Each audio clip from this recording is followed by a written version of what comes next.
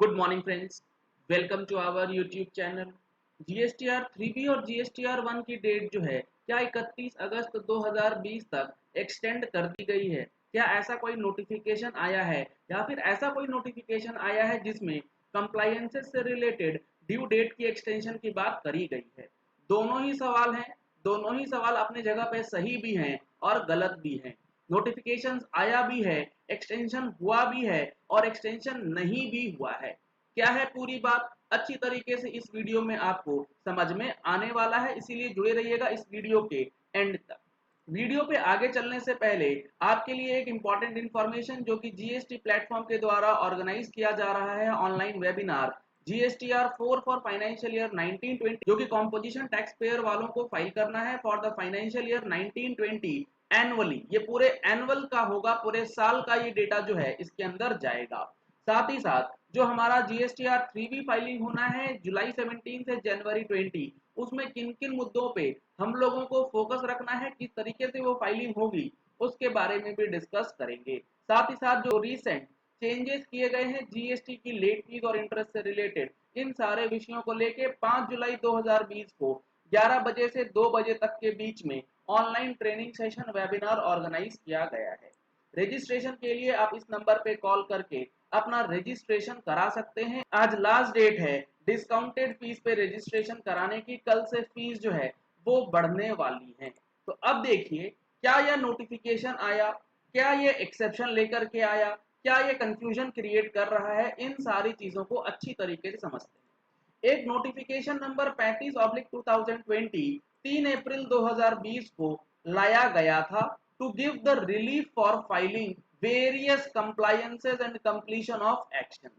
इसके अंदर हर एक चीज की डेट को एक्सटेंड कर दिया गया था, चाहे वो रिटर्न फाइलिंग हो, चाहे वो डॉक्यूमेंट फाइलिंग हो, चाहे वो रिपोर्ट की फर्निशिंग हो, चाहे वो रिप्लाई देने की बात हो, चाहे वो एप्लीकेशन लगाने की बात हो, चाहे वो अपील करने की बात हो। हर एक चीज के डेट को एक्सटेंड किया गया था, जो कि आपके 20 मार्च 2020 से लेके 29 जून 2020 के दौरान फॉल करता है।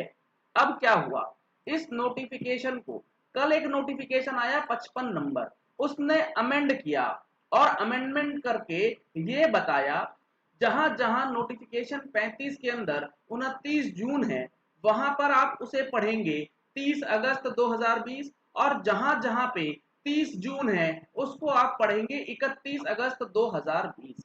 अब देखिए, जो नोटिफिकेशन 35 है इसके अंदर जहां जहां 29 जून है, जैसे कि इस पैराग्राफ में है 29 जून। क्या है paragraph? Where any time limit for completion or compliance of any action by any authority or by any person, यानी कि कोई भी टाइम लिमिट दिया गया है किसी भी कंप्लीशन या कंप्लायंस का, हैज बीन स्पेसिफाइड इन और प्रेस्क्राइब्ड और notified under the said act which falls during 29th March to 29th जून। अब इसे पढ़ना है 30th अगस्त। 20 मार्च से लेके 20 अगस्त के बीच में कोई भी कंप्लायंस या कंप्लीशन जो कि ड्यू था और वो नहीं कर पाए, and where the completion or compliance of such action has not been made within such time then the time limit shall be extended till 30th June. यानी 30 अगस्त जब हो जाएगा तो उसका डेट एक्सटेंड करके 30 जून की जगह पे 31 अगस्त कर दिया गया है।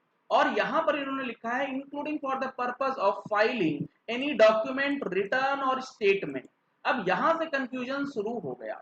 यहां तक लोगों ने वीडियो देखा, यहां तक नोटिफिकेशन पढ़ा, आगे इन्होंने सुना ही नहीं और कंफ्यूजन जो है वो क्रिएट हो चुका। अब देखिए आगे इन्होंने लिखा है but such extension of time shall not be applicable for the compliances of the provisions of the said act। ये एक्सटेंशन इन प्रोविजंस पे नहीं लागू होगा। जो भी टाइम लिमिट इन सेक्शंस में दिए गए हैं, चाहे वो 20 मार्च से लेके 30 अगस्त के बीच फॉल करते हैं, उससे कोई लेना देना नहीं है। उसकी एक्सटेंशन जो है वो नहीं होगी एज पर नोटिफिकेशन 35। हाँ, अगर उस पर्टिकुलर प्रोविजन के लिए अलग से कोई नोटिफिकेशन ला करके एक्सटेंशन दिया गया है तो वो उस नोटिफिकेशन के हवाले से एक्सटेंशन होगा, ना कि ब्लैंकेट एक्सटेंशन जो कि नोटिफिकेशन 35 देता है। और इस एक्सेप्शन में सेक्शन 39 कवर्ड है, लेकिन सेक्शन 39 का सब सेक्शन 3, 4 और 5 इस एक्सेप्शन से बाहर है। यानी कि सेक्शन 39 का 3, 4 और 5 जो है वो 35 के अंदर कवर होता है, उसका डेट एक्सटेंड हो गया 35 के अंदर, लेकिन सेक्शन 39 सब सेक्शन 1 और 2 का डेट जो है वो एक्सटेंड नहीं हुआ।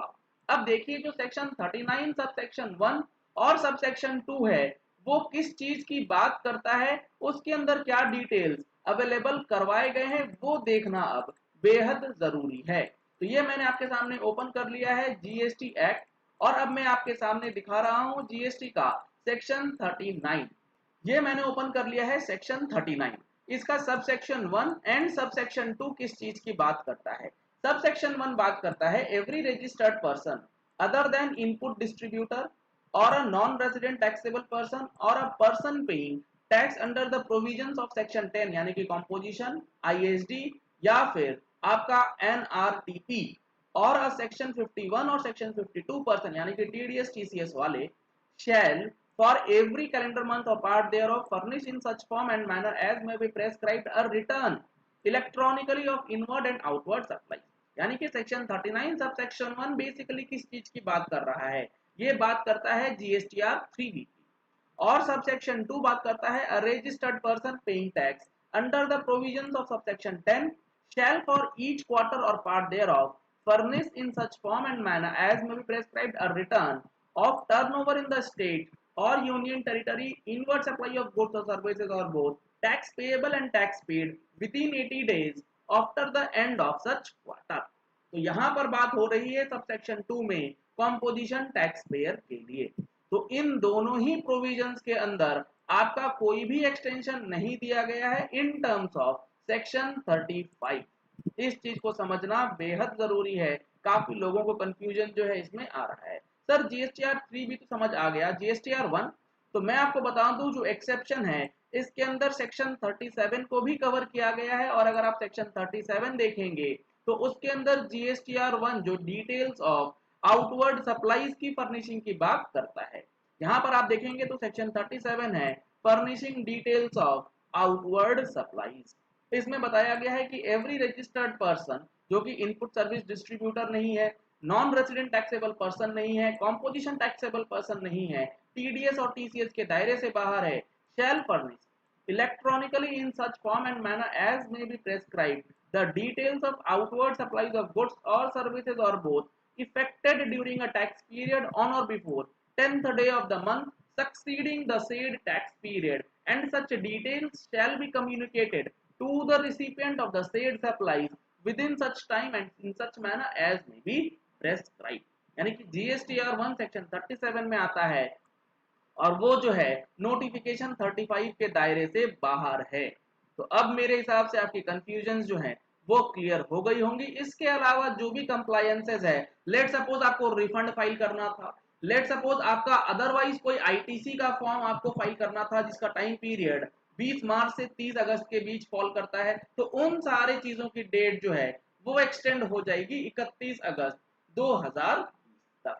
अब जब ये नोटिफिकेशन 55 आया जिसने नोटिफिकेशन 35 को अमेंड किया, तो इससे रिलेटेड जो सर्कुलर था जिसमें नोटिफिकेशन 35 का हवाला देते हुए कुछ डेट्स को एक्सटेंड किया था उस पर भी इम्पैक्ट आएगा।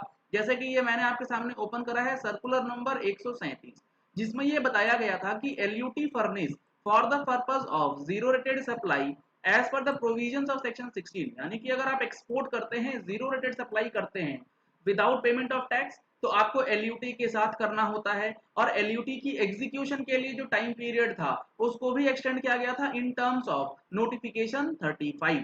अब क्या होगा, notification 37 dated 4th October requires LUT to be furnished for a financial year.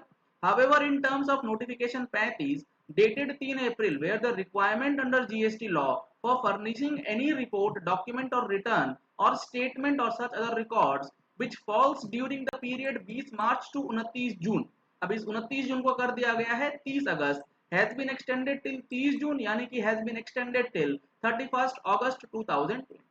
Therefore, in terms of notification 35 central tax time limit for filing LUT for the year 2021 shall be extended to 31st अगस्त, क्योंकि 30 जून को बढ़ा दिया गया है 31 August 2020 तक, and the taxpayer can continue to make the supply without payment of tax under LUT provided that GST RFD 11 for 2021 is furnished on or before 31st August 2020. Taxpayer may quote the reference of previous year LUT in the relevant documents. तो उसकी भी date जो है वो automatically बढ़ जाएगी in terms of notification 35। चलिए इस वीडियो को यही एंड करते हैं। आशा करते हैं कि आपको ये वीडियो पसंद आया होगा। अगर आपको ये वीडियो पसंद आया तो इस वीडियो को लाइक और शेयर करना मत भूलिएगा ताकि मैक्सिमम लोगों तक ये इन्फॉर्मेशन पहुंच सके कि GSTR 3B की डेट जो है वो एक्सटेंड हुई है या नहीं हुई है। अगर आपने हमारे चैनल पर फर्स्ट टाइम ट्यून इन किया है तो चैनल को सब्सक्राइब करने के लिए नीचे दिया गया है रेड कलर का सब्सक्राइब बटन, उसे प्रेस कर लीजिए। साथ में जो बेल आइकन है उसे भी प्रेस कर लीजिएगा ताकि वीडियोस की नोटिफिकेशंस आप तक रेगुलरली पहुंचती रहें। Thank you and have a nice day.